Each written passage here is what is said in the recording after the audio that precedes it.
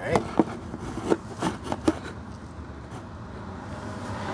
The same breath, talking about he wants to bring him before a judge. Right? The ultimate judge is going to be Yahawashi Sham for us. He's going to have to appeal in court. He's going to have a court date. Okay? He's literally going to have a court date, man. Literally. Yo, that's crazy. Right? So we done with Revelations. Yeah, we done with that.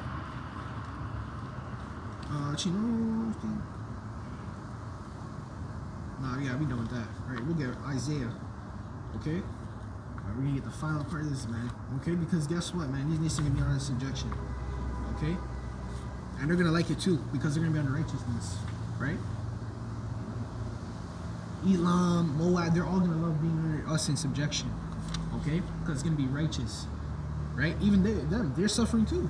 These other nations, they're suffering too. That's how they're gonna rejoice when we're back in power, because we're gonna be under righteousness. We're gonna deal with things properly, how it's supposed to be.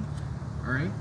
Here it is, you gotta pay taxes, you gotta have a job. All this crap, you gotta pay to drink water. You gotta pay to bathe yourself. That's oppression, man. That's wickedness. Okay? How the hell are you paying for something that's from the earth, a natural resource, put on earth for everybody to use? And you're over here hogging the oh, you gotta pay me to use this.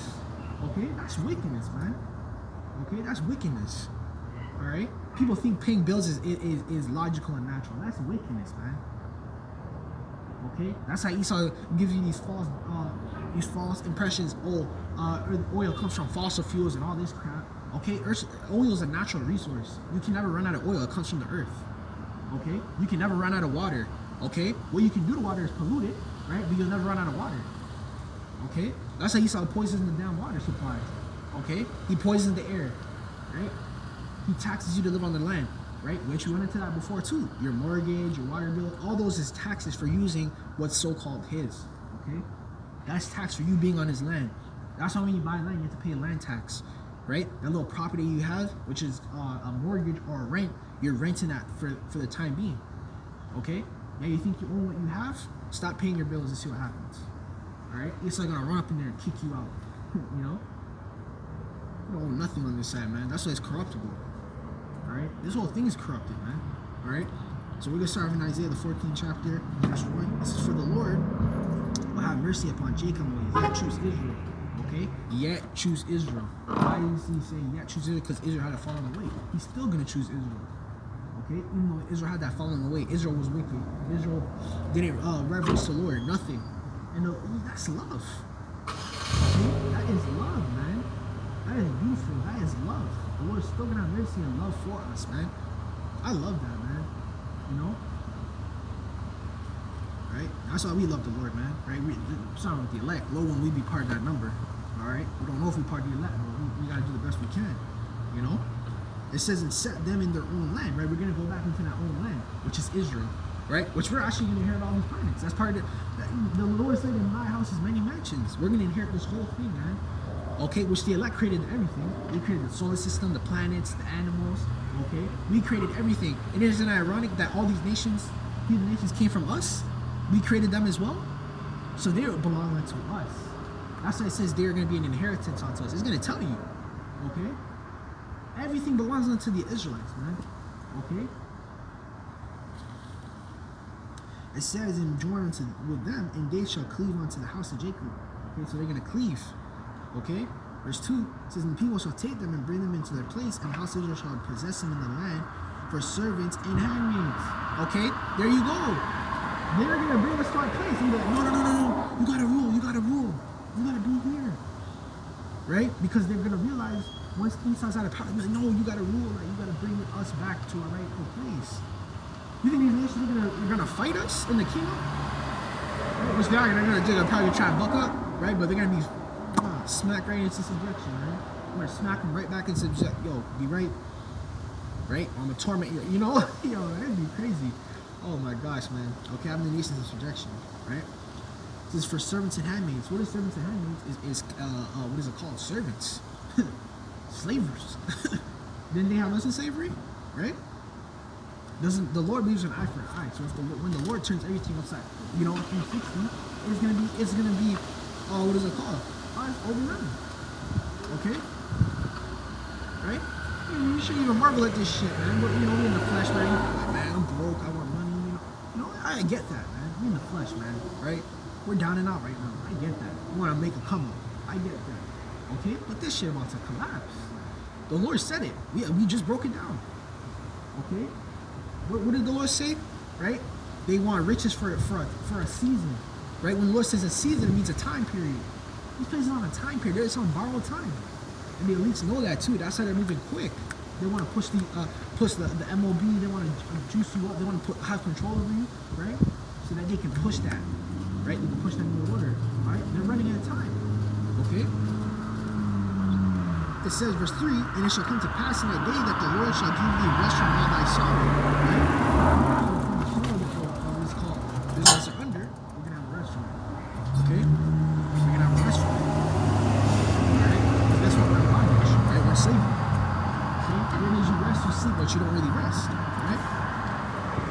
It says, from rest from thy sorrow, and from thy fear, and from thy hard bondage, we learn those who are made to serve, right? So we're made to serve, not because we were conquered. Okay, as a nation, we were conquered, right? Alright?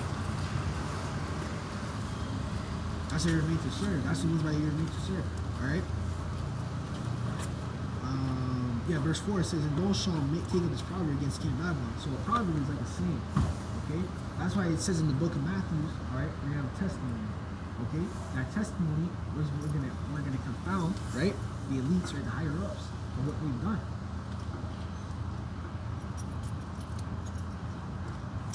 It says the king of Babylon, and say, how have the oppressor seized and the golden city seized, right? The golden city is what we were just talking about, Babylon, okay, aka America. That's what that golden city is. Okay, everyone sees it as a golden city. You gotta be here. You gotta do this. You gotta do that. It's like a trend. Okay. Right? And eventually what? Trends run out. It says, how have the oppressor seized and the golden city seized? It says, verse 5, and the Lord hath broken the staff of the wicked and the scepter of the rulers, right? So when we have that scepter, again, that scepter and that crown represents who's in power, right? Okay? That's what that represented. Okay? Let me see. Right, it says in verse 6, and he who smote the people with a wrath, and he continued to stroke, and he had ruled the nations in anger and persecuted none that hindered. Okay, so no one that hindered, right? Esau being in power, who was going to stop him? Okay, right? Which Esau's peak power was after World War II. Okay, after the 1940s, okay, when Esau became the strongest power, right? America was at its peak in the 1950s, 60s, 70s, and then you had the 80s, right, where it started to go like lower down. Okay, right? And then he started to do, put crack in the neighborhoods and all of those things. Okay, and then you had the early 2000s, right? Which the early 2000s was over for America. Okay, they collapsed the economy like about 3 times. They had the house crash in 2008. Okay, right? They were trying to go over into the Middle East to push their power even more. Okay, right?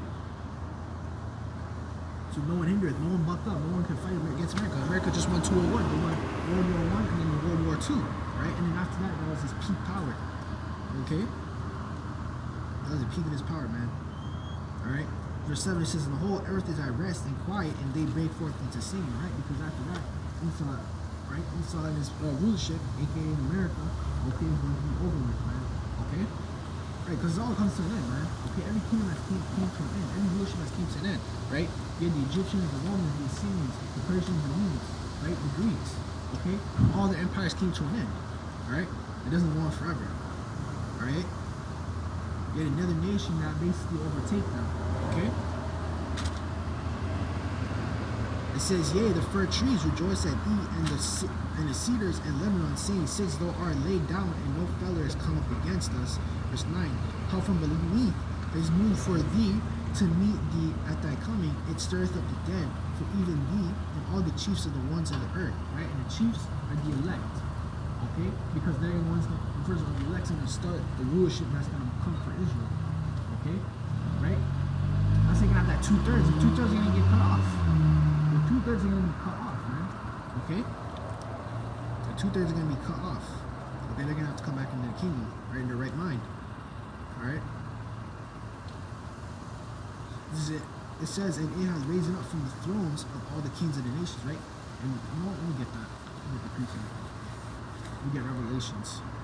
Okay? Because where's there? Right? And Yahawashi takes all the crowns from the kings, right? The kings of the earth.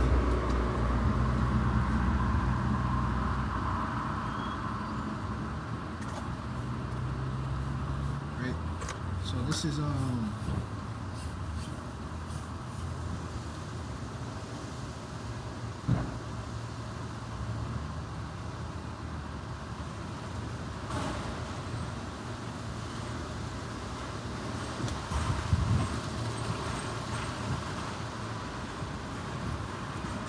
want to get that scripture so bad. I think it's in Revelation, the 19th chapter.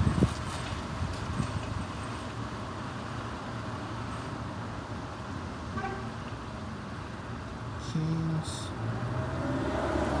Alright. Yahawashi is coming back. And we read about that, right? We went into the lamb. Yahawashi is that lamb. Alright? Let's get it. I'm trying to find it, man. I'm trying to find it. I really want to bring it out.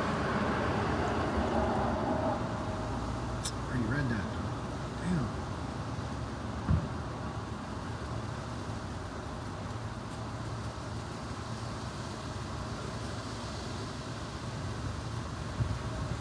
Revelation 19, I think it's 19.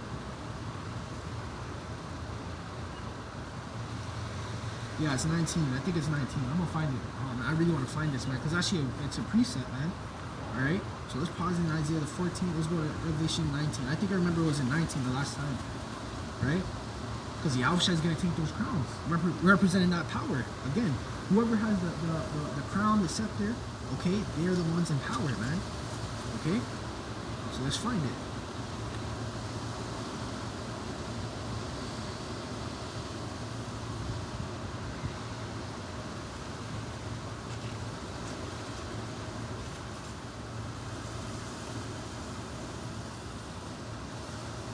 I can't find it. Damn.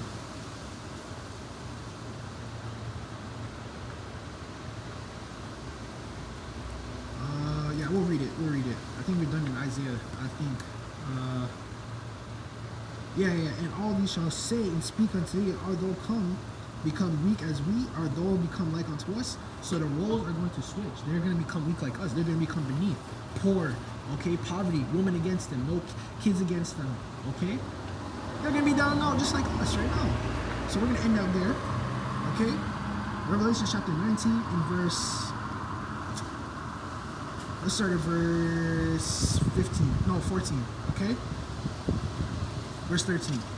Revelation chapter 19, verse 13, it says, he was clothed with a vesture dipped in blood, okay?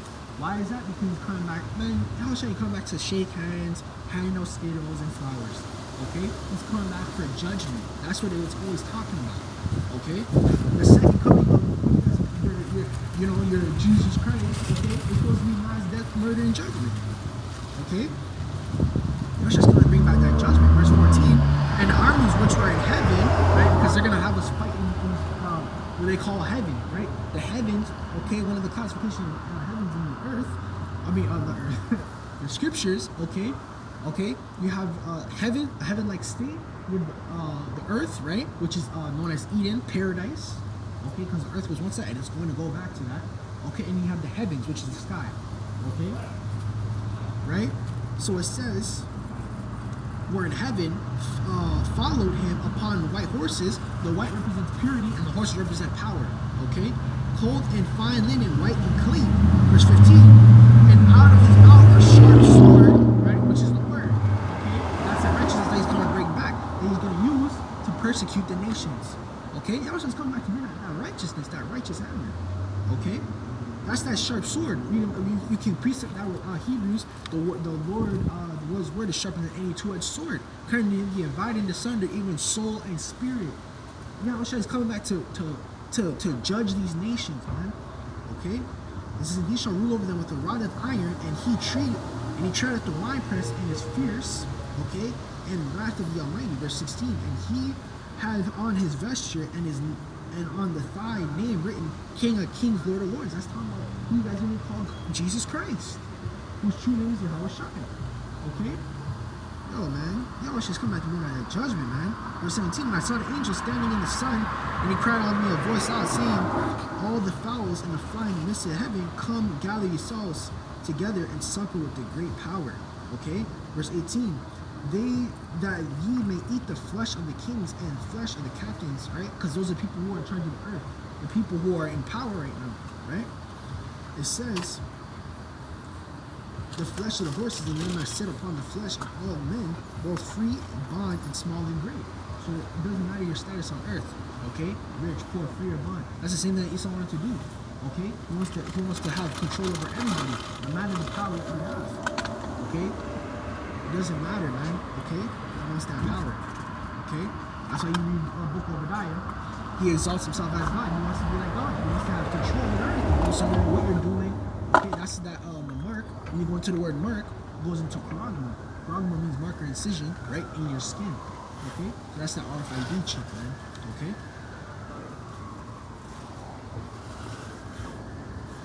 Yeah.